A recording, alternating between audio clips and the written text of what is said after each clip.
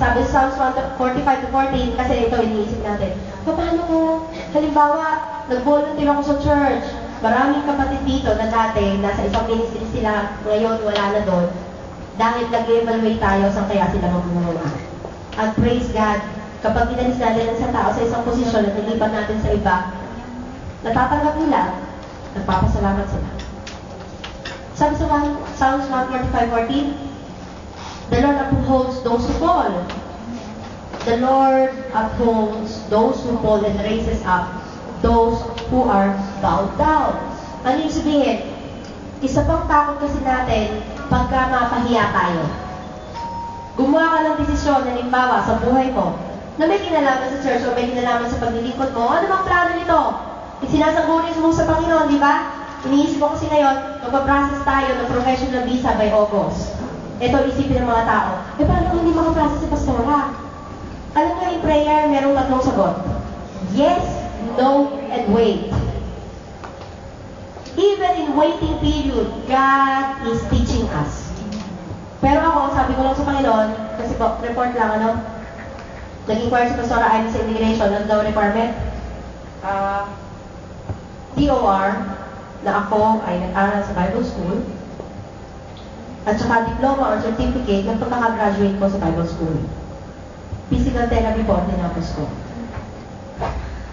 At nung first year college pa lang ako, na nagsimula ako makakalala kay Lord, tinanggap ko si Lord sa puso ko, nagpe-pray na ako noon, Lord, gusto ko mag-aral sa Bible School.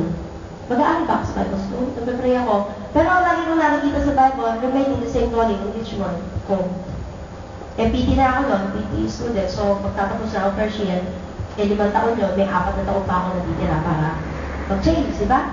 Mag-shift. Pero, isang bagay na kinonsider ko, sabi sa akin ng landlord ko, nasa langit na siya ngayon, huwag kang aalis dito sa kabanatuan kasi yung training na matatanggap mo sa pastor natin, hindi mo yan makukuha sa ibang pastor.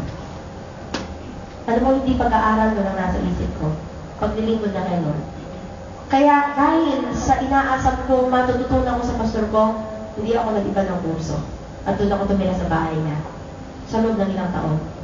At ngayon, naisip ko, Lord, wala akong TOR, wala din akong certificate. Ano gagawin namin? Ayoko mandaya. Pansipikadong certificate, papagawa natin sa recto. Maraming gumagawa, no? At kahit ang mga kilala natin pastor, pwedeng umanon. Dahil meron tayong mga kaibigang pastor na Bible school. Pero gagawin na natin yun. Sabi ko, Lord, ayoko gawin yan. Because in the first place, kung alam mong tinatawag mo ako sa lugar na ito para mag-pastor, dapat doon pa lang nalaman ko na ito. Di ba alam eh? So yun ang unang requirement na wala tayo. Pangalawa, nagre-require daw na at least 80 members. Sabi ko, Lord, ang regular namin ay 60 lang. Pero dapat bago kami mag-process, nasa 80 to 100 na kami. At so, hindi nakabatay sa mga kamay ko. Nakabatay sa kamay ng Panginoon at nakabatay sa ating lahat. Amen? Amen? Amen. It must start in the house. And this is the house. Amen. At pangatlong kulang natin, finances. At least meron tayong 20,000 plus na income monthly. Pag pumapasok na po natin ay 14. So magkano kulang? 6 to 7. No? Sabihin ng may surplus pa dapat. Kasi po ang renta natin dito ay magtataas na rin. Ngayong April. So sabi ko, Lord, itong tatlo na ito, wala kami magagawa.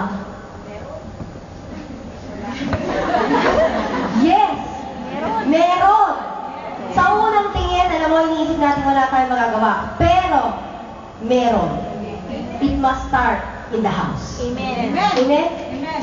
Kaya iniisip ko, nung pinag-usap ko sa bishop, pinasay ko sa kanya mga pangailangan, sabi niya, prayer lang. Okay, prayer lang. Tanong ko sa kanya, dapat ba kami mangutang sa inyo ng 200,000 para maibang show namin monthly bago kami mag-process from April to July? Sabi niya, okay lang, pwede namin gawin ng paraan, pero alam mo, ayoko mangutang. Sabi ko, Lord, it must start in the house. Amen. Amen. Alin yung house? Itong house. If everyone will give their hearts to the Lord, then everything will follow. Amen. Amen po ba? Amen. Hallelujah. Malakpak natin mga so mga kapatid ko, ayoko matakot kasi minsan meron sabi mga tao, baka hindi ka makaprocess, matrabaho ka na lang muna. Hindi ko na po kasi kaya magtrabaho. So sabi ko, Lord, nag-pray na kami ng pagkahaba-habang panahon. gugo kami. So, by May, malalaman natin kung ano mga mangyayari. Amen. At yung papalit sa akin, March pa lang, bibigyan ko na ng kontrata. Sabi ko pa sa Panginoon, this is the point of no return. So, kailangan lang natin pananampalataya. Amen? At kailangan kasama ko kayo. Kasama ko ba kayo? Amen! So, mga kapatid ko, it's so valuable to have a right heart. Yan ang pinakamahalaga sa Panginoon, the right heart. Your performance is not important to God. Yes, nagdi-desire tayo na maglingkod na maayos. What's important to God is relationship and not performance. Nag-evaluate tayo dito para maging maayos ang performance natin sa pag-awit, sa pananalangin, sa pagtuturo. Pero alam mo, higit na mahalaga kay Lord, yung relationship mo sa Kanya. Yung relationship mo ng bawat isa sa Kanya. Kapag nakita niya lahat ng puso natin, nag-desire to please Him, walang mahirap na hinihingi natin. Everything else is possible. Everything will be possible. So, mga kapatid ko, if you think hindi ka pwede maglingkod kay Lord dito because you're not perfect, walang perfecto, kahit ako lang perfect.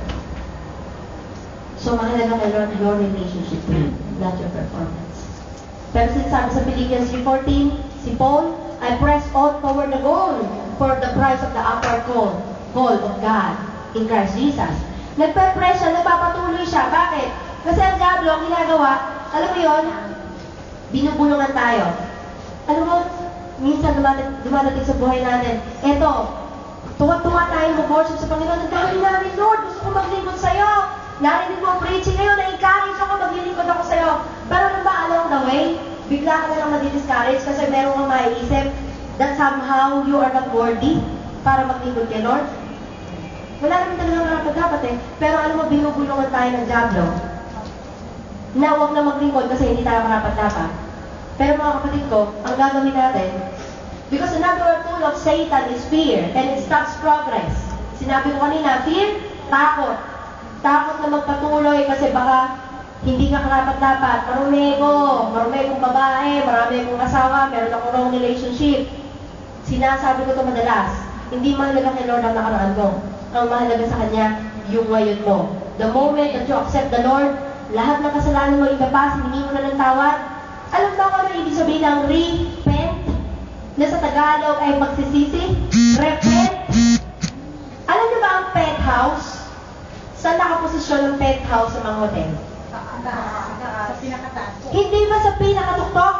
Pent. From the word pent. Samahan niyo ako. Amen. Pumunta kayo sa taas. Kung may kasalanan tayo, nasan tayo? Sa baba. Sa ilalim. But once you repent, the Bible is telling you to go upward again. Amen po ba? Amen. Alam mo, ang isang kaparaanan ng repent. Magsisi ka lang. Yun ang gagawin mo. Maraming tao kasi takot na takot. Baka niyong patawarin Lord, baka niyong maulawarin Lord. Alam mo kung ano nakalagay sa Exodus? Ang ganda-ganda nakalagay doon, 34:6. God is gracious, long-suffering, merciful, abounding in goodness and in truth, forgiving the iniquity. Yun, si Lord. So kung meron tayong mga bagay na iniisip natin karumihan, repent! Kung nasa low place ka, repent! Amen. Amen! Amen. Bumalik ka sa mataas na posisyon mo. Dati wala tayo sa posisyon na yon. Pero dahil namatay ang Panginoon Jesus sa krus, nilinis na tayo, now, we can go to the high place. Dati, ang sino mang marumi, hindi pwedeng makipag-meet sa Panginoon in the Old Testament, mamamatay. Kaya nga kailangan sa entrance pa lang, mag-aalay na sila ng dugo. Ang dugo ang maglilinis sa kasalanan nila. Pero alam mo ngayon, yung sinabi mo kanina, we can go to the presence of God anytime we want because of the blood of Jesus Christ.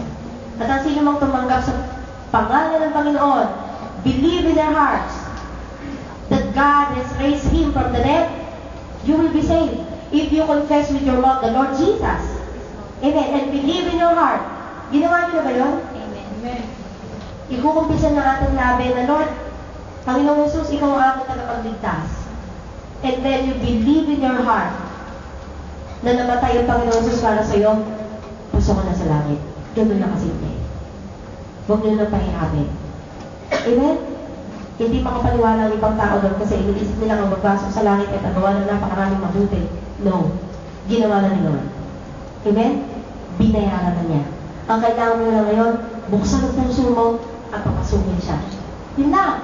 So huwag kang matakot na once again, sinasabi ng diablo sa'yo, oy, makasalanan ka, marami kang babae. Woo! Hindi, totoo minsan naisip natin yun eh. Hindi ba? Alam mo, every time na pinapaalala sa'yo sa talasyon na karaan mo, ay don't sleep sa kanya. Thanks for reminding me the more that I thank the Lord because of His grace. Amen! Hallelujah! Maiinis yun. Lalo ka aasakay. Pero ito gagawin natin. Kapag inaasar ka ng diablo, 2 Corinthians 10:4-5, we must fight the devil with the word of God. Hindi ba sa Jesus kung tinitime ng diablo, gutom na gutom siya. Tumawag ng bato. Nanonood kami na ng Jesus the movie, eh, kasi Sister Bertie. Pupukin mo! Sabi niya kay Jesus, nutusan niya pupukin yung diablo. Hindi nasulat sa Biblia. Pero anong ginawa ng diablo doon? Tinek si Lord sa mga bagay na kung saan mahina ang tao. 40 days di siya kumakain mo, di ka matiso, di ba? Kung talagang Diyos ka, gawin mo tinapay ang batong yan. Di ba? Nakikita mo mga kahirapan sa mundo, ibibigay ko sa iyo yan, kung saan ka sa akin. Tapos pinapatalon siya doon sa cliff. Pero alam ba kung ano ang lamang sinagot sa kanya ni Jesus? Word of God. Do not hear or do not rehearse what the devil says to you. Ito problema natin mga tao eh. Kung ano sinasabi ng diablo, yun yung pinapaulit-ulit mo. Bakit hindi yung sinasabi ni Lord dito sa Biblia, paulit-ulitin mo? Amen. Amen. Amen. Iniisip mo marami ka? I am blessed by the blood of the Lamb. Nakalagay dito, John 1:12. Ano sabi doon? But as many as received Him, to them He gave the right to become children of God. Anak ka na ng Diyos ngayon, hindi ka ampon. Yes, inampon tayo, but now, we are joint heirs. Amen. So, ano nakalagay sa 2 Corinthians 10:45? The weapons of our warfare are not carnal. Ang pakikipaglaban natin ay hindi sa laman, kundi sa spirito. Hindi carnal, pero ang susunod doon, but mighty in God for pulling down strongholds. Minsan kasi ganito tayo nananalangin eh, Lord, kung pwede lang sana, tulungan mo ko. Pero mga kapatid ko, binigyan ka ng kapangyarihan ni Lord. Amen? Alam mo yung kung at saka yung sana, huwag natin kasama sa prayer. It is a word of fear. Amen? So, the weapons of our warfare are not carnal, but mighty in God for pulling down strongholds, casting down arguments, and every high thing that exalts itself against the knowledge of God. Putting every thought, ang ating isipan, into captivity. Alam mo ginagawa ng Word of God at saka ng prayer? Lahat ng mga negative thoughts sa'yo, tinatalian when you pray. Into captivity. Ano yung sabihin ng captive? Hindi ba binibihag? To the obedience of Christ.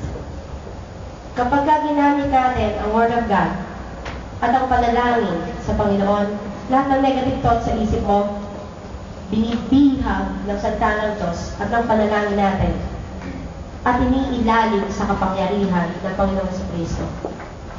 Every time you feel negative, pray. Every time you have a need, pray. Hindi si Lord isang bumbero na kapag may sunog, itatawag ka. Baguhin natin ang ating isipan. Pero it's just like, kaya tayo nanalangin kasi alam natin we cannot do it by ourselves. Pero merong isang higit na makapangyarihan na makakatulong sa'yo at sa'yo. Amen po ba? So mga katulong nyo kakalimutan manalangin at magbasa ng kanyang mga salita. So, how we pray. May tuloy ba ako dito? How we pray. Paano ba tayo nanalangin? May mga taong too careful not to ask God for too much. They are too careful to ask God for too much. Nahihiyang manalangin sa Panginoon. Sabi ko kanina, we have a reserved approach to God. May mga tao na kaya ayaw lumapit sa Panginoon o sa kapwa. Sino yung ganito? pinipigilan niya ang sarili niya na